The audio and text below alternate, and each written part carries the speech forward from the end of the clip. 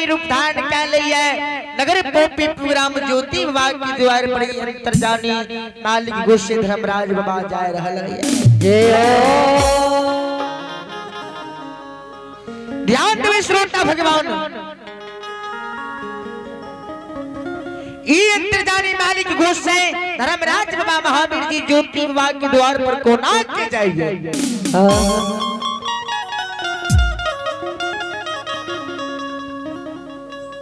अतबी जोली हो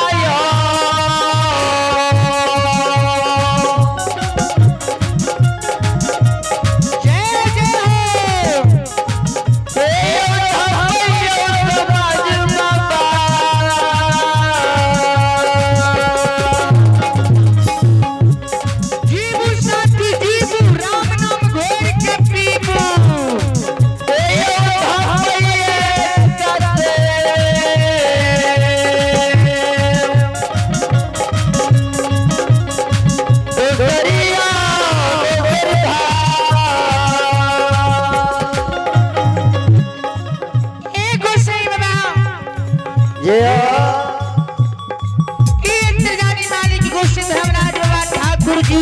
महावीर जी एक धम धमैया दूसर धम धमैया देश धम में नगर पोपी प्रोग्राम ज्योति विभाग के द्वार पर पहुंच जाइए।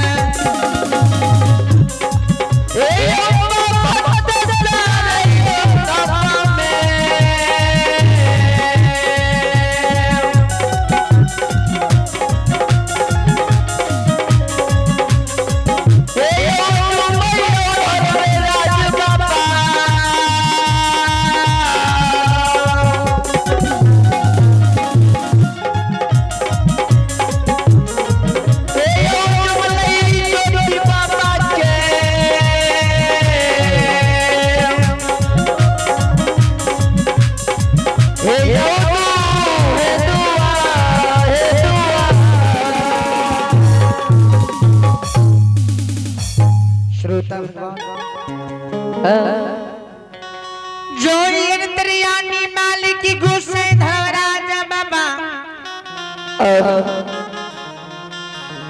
ज्योति विभाग के द्वार पर पहुंचे। बगल में जो झोला रहे झोला उतार के धर्मराज बाबा ज्योति विभाग के द्वार पर के रख दी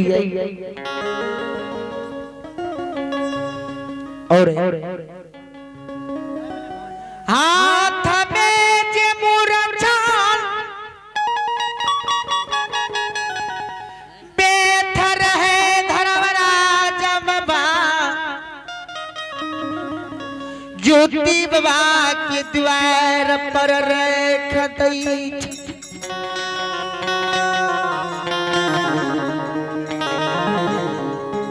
और बगल में जो गोस्वामी बाबा करिया कमल के बने रहे धर्मराज बाबा ज्योति विभाग के द्वार पर के लिखा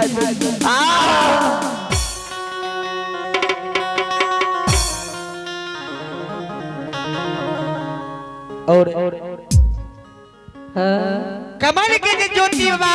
के द्वार पर धर्मराज बाबा करिया कमल के जो बिछा दे वही कमल पर अंतर्जामी मालिक गोस्वामी धर्मराज बाबा महावीर जी आसन मार के बैठ जाए। भोगिवा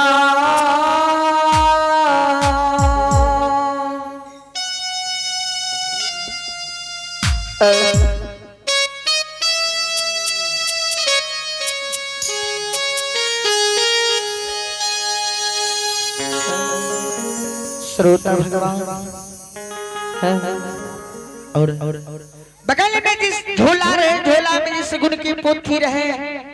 ये अंतर्जामी मालिक गोस्वामी धर्मराज बाबा वो झोला में से सगुन की पोथी के निकाले जय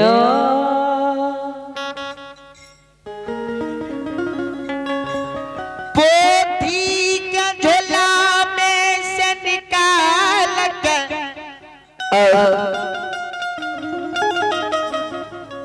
जाग पर के रख ले पोथी के डोर के खोल दे जय हो। चलिए पुरस्कार के ओर आप भगवान के दरबार में बाबू भिक्की यादव आप बाबू भिक्की यादव की सुपुत्र एवं सुपुत्री आप रियांश कुमार सुपुत्री शिवानी कुमारी दोनों भाई बहन मिलकर बाबा धर्मराज के दरबार में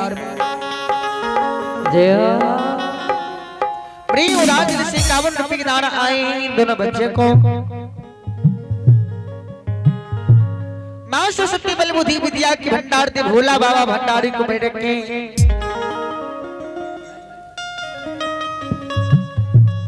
दानी की जय हो, दानी की माता पिता की जय हो, दानी की समस्त परिवार की जय हो।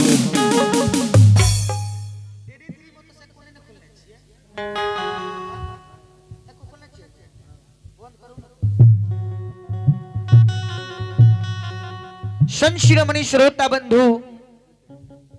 हे बाबू भैया माँ बहन सब,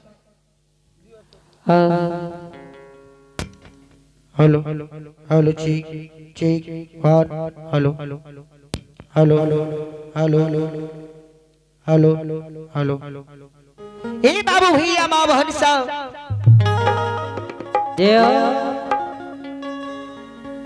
ज्योति बाबा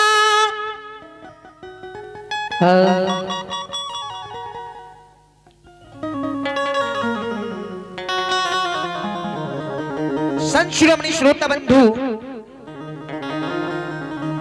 चलो ए दानी की कहनाई है जय हो,